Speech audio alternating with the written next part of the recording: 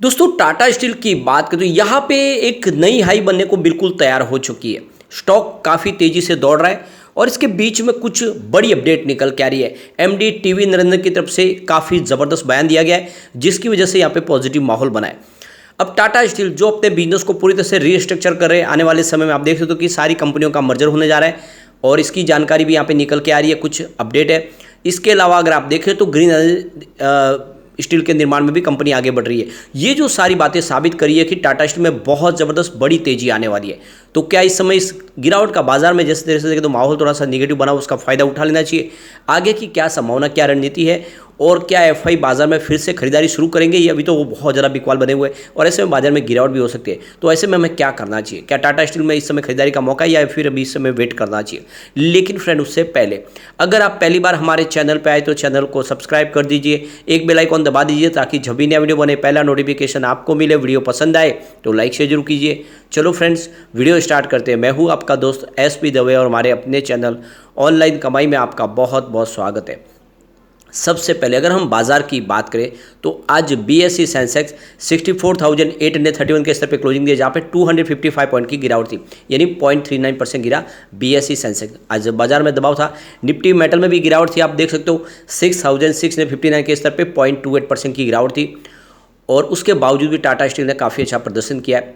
यहाँ पे टाटा स्टील ने आज दिन का जो लो बनाया 122.15 का था और जो हाई है वो 123.60 का था और जो क्लोजिंग है वो 122.90 के आसपास, यानी 123 के आसपास क्लोजिंग रही है। अब आपको पता ही होगा इसका 50 रुपये का जो लो है वो 95 का, लेकिन जो हाई है वो 124.30 का है। तो 123 तक तो स्टॉक आ चुका है, यानी बिल्कुल एक नई हाई बनने को स्टॉक की तैयार है 52 वीक की। वॉल्यूम में ज़बरदस्त इजाफा हो रहा है, लगातार वॉल्यूम बढ़ रहा है। पिछले एक महीने पहले इसका 3 करोड़ का वॉल्यूम था, 2 करोड़ की डिले उठाई गई थी। 1 वीक पहले 3 करोड़ का वॉल्यूम था, 2 करोड़ की डिले उठाई गई थी और कल इसका 6 करोड़ का वॉल्यूम था, 3 करोड़ की डिले उठाई गई थी और आज भी 6 करोड़ का वॉल्यूम। तो वॉल्यूम बढ़ने लगा है, इसका मतलब लोगों का रुझान पॉजिटिव होने लगा है। इसकी परफॉर्मेंस अगर हम देखें तो 24 अगस्त को स्टॉक 118 के आसपास क्लोजिंग दी थी, 0.6% की गिरावट हुई थी। 25 अगस्त की बात करें स्टॉक की क्लोजिंग 116 के आसपास रही, 1.1% की गिरावट के साथ में। 28 अगस्त की बात करें स्टॉक की क्लोजिंग 117 के आसपास रही, 0.6% की हमने तेजी देखी है और 29 अगस्त की बात करें स्टॉक की क्लोजिंग 119 के आसपास रही, 1.7% की शानदार तेजी के साथ में। और बात करें अगर 30 अगस्त की तो 122 के आसपास स्टॉक आ गया 2.1% की तेजी के साथ और आज इसने 123 भी बता दिया। तो आप ये देख ही सकते हो कि पिछले 4-5 ट्रेडिंग सेशन में जो 116 के आसपास स्टॉक था वो 123 तक पहुंच गया है और बिल्कुल नई हाई बनाने को तैयार नहीं, स्टॉक के अंदर करंट लौट आया है। अब यहाँ पे एक बड़ी अपडेट निकल के आ रही है। टाटा स्टील और टिन प्लेट कंपनी की यहाँ पे देख दो मीटिंग होने जा रही है। ये देख सकते हो कि मीटिंग होगी 11 सितंबर 2023 को 10:30 बजे और इस मीटिंग के पीछे वजह यह है कि नेशनल ट्रिब्यूनल लॉ की तरफ से यानी एनसीएलटी की तरफ से देखें तो मर्जर को हरी झंडी दे दी गई है और इसके अब आप उपरांत देखें तो अलग अलग कंपनियां जो अपनी मीटिंग लेके इस फैसले को आगे बढ़ा रही है। तो जल्द ही मर्जर की प्रक्रिया पूरी होगी। इसी को लेकर टिन प्लेट कंपनी की तरफ से ये मीटिंग बुलाई गई है। ये 11 सितंबर आपको डेट ध्यान रखना है। तो जल्द ही ये मर्जर की प्रक्रिया पूरी होने जा रही है। सारी की सारी संभावना तेज़ी से आगे बढ़ रही है और इसकी जानकारी न्यूज़पेपर में दी गई है। आप ये देख ही सकते हो कि जो पेपर यहाँ पे दिए गए जिसमें टाइम्स ऑफ इंडिया और नवशक्ति जो मराठी पेपर है इसके अंदर इसकी जानकारी दी गई है कि कंपनी अपनी मीटिंग बुलाने जा रही है। उसके बीच में देखें तो जो इंटरनेशनल मार्केट खुल चुके हैं और वहाँ से सिग्नल पॉजिटिव निकल के आ रही है। डाउ जोन्स की बात करें तो 34,988 के स्तर पे 0.28% की तेजी बनी हुई है। S&P 500 की बात करें तो 4,522 के स्तर पे 0.16% की तेजी है। नेशनल कंपोजिट की बात करें तो 14,052 के स्तर पे 0.24% की तेजी है।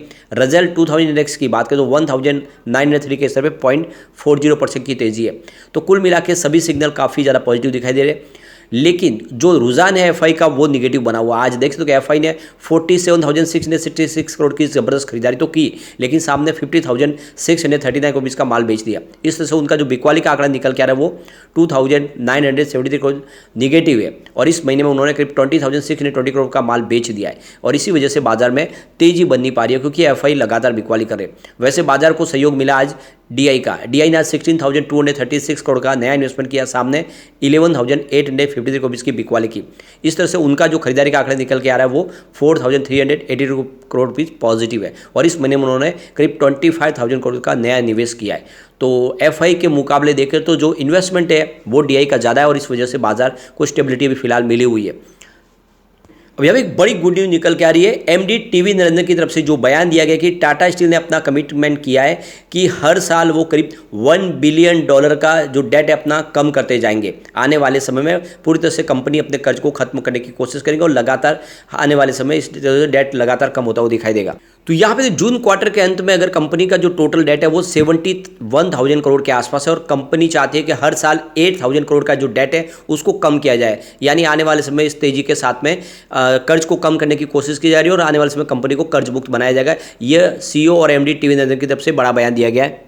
वैसे जून क्वार्टर में 3,600 करोड़ का यहाँ पे जो नेट डेट यहाँ पे बढ़ता हुआ दिखाई दिया इस बार, क्योंकि वर्किंग कैपिटल जो और कैपेक्स बढ़ाया गया। कंपनी करीब 16,000 करोड़ का खर्च करने जा रही है आने वाले समय, इसकी वजह से ये थोड़ा सा नेट डेट बढ़ा है कंपनी का नेट डेट एबिटा 2.9 के आसपास है और नेट डेट टू इक्विटी 0.69 है। ग्रुप की लिक्विडिटी करीब 30,500 करोड़ के आसपास है, जिसमें देखें 19,000 करोड़ कैश है और बाकी देखें तो एलिमेंट के पास है। तो काफ़ी अच्छी गुड न्यूज़ है। कंपनी आने वाले समय कर्ज मुक्त हो जाएगी, लेकिन उसको समय लगेगा क्योंकि बड़ा बिजनेस है, काफ़ी बड़े फैसले किए जा रहे हैं। इंडिया के अलावा ग्लोबल मार्केट में भी कंपनी का बिजनेस है, वहाँ से इनको काफ़ी ज़्यादा दबाव भी झेलना पड़ा है जियोपॉलिटिकल टेंशन की वजह से। एक बड़ी अपडेट और निकल के टाटा स्टील और ACME ग्रुप ज्वाइन हो चुके हैं, आपस में उन्होंने हाथ मिलाया, जिसके माध्यम से आने वाले समय लार्जेस्ट ग्रीन हाइड्रोजन प्रोजेक्ट शुरू करने जा रही है कंपनी।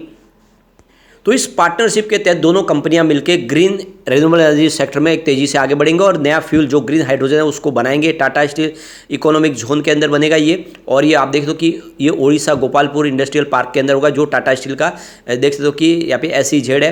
तो काफ़ी बड़ा फैसला है और आने वाले समय जिस तरह से सरकार ने अपना गोल सेट किया कि आने वाले समय में ग्रीन हाइड्रोजन का निर्माण करना है, इसके लिए टाटा स्टील ने अपने कदम आगे बढ़ा दिए। इससे आने वाले समय में टाटा स्टील को भी बहुत सारा बेनिफिट होगा। फिलहाल टाटा स्टील के मार्केट कैप की बात करूँ 1.49 लाख करोड़ का मार्केट कैप है और आप ये देख सकते हो कि तेज़ी से इसमें वृद्धि हो रही है। स्टॉक न तो इस समय ओवरबॉट जोन में, नहीं ओवरसोल्ड जोन में है और स्टॉक इस समय 5 day, 10 day, 20 day, 30 day, 50 day, 100 day और 200 डे मूविंग एवरेज से ऊपर ट्रेड करता हुआ दिखाई देगा। नहीं, इस समय स्टॉक बुली जोन में आपको दिखाई देगा। अब स्टॉक को लेकर देखें तो प्रोग्रेसिव शेयर्स की तरफ से यहाँ पे खरीदारी की सलाह दी है, उनके हिसाब से इसमें आपको निवेश करना चाहिए और आने वाले समय इसमें आपको 172 का टारगेट देखने को मिल रहा है। 117 के आसपास जा सकते हैं, इसमें आपको खरीदारी की सलाह बिल्कुल बन रही है और ये स्टॉक जिस तरह से तेजी से आगे बढ़ रहा है ये आने वाले समय डेफिनेटली आपको एक अच्छा रिटर्न दे सकता है। दूसरी तरफ प्रभुदास लीलाधर की तरफ से भी इसमें बाय की कॉल दी गई है और उन्होंने इसका जो टारगेट रखा 137 का है और आपको इसमें देख सकते हो कि इसका स्टॉप लॉस आपको 123 का लगाना चाहिए।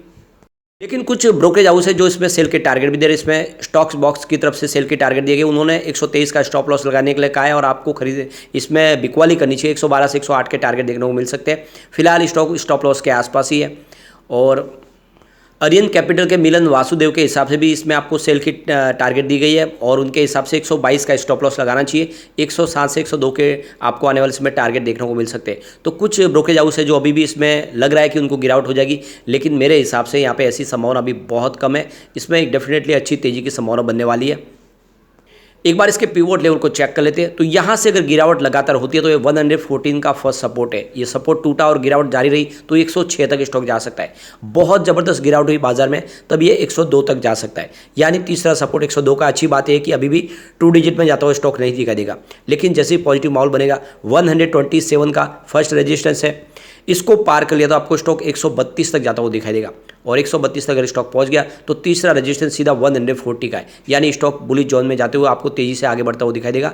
और ये स्टॉक बहुत अच्छा है। आने वाले इसमें पूरी मर्जर की प्रक्रिया पूरी होगी जल्दी, आप समझ सकते हो ये 2 से 3 महीनों में प्रक्रिया को पूरा किया जाएगा और कंपनी ग्रीन स्टील के निर्माण में भी आगे बढ़ेगी। ऐसे में ये स्टॉक मल्टीबैगर बनेगा और आने वाले 5 से 10 साल में 1000 का टारगेट आपको दिखा सकता है। तो लॉन्ग टर्म का नजरिया लेके इसमें आपको निवेश कर लेना चाहिए। लेकिन फ्रेंड, कोई भी इन्वेस्टमेंट करने से पहले अपने फाइनेंशियल एडवाइजर से एक बार ले ले या अपना खुद का रिसर्च करें, क्योंकि मैंने वीडियो आपके एजुकेशनल पर्पज़ के लिए ही बनाया। वीडियो पसंद आए तो लाइक से जो कीजिए और चैनल को सब्सक्राइब कर दीजिए। Thank you.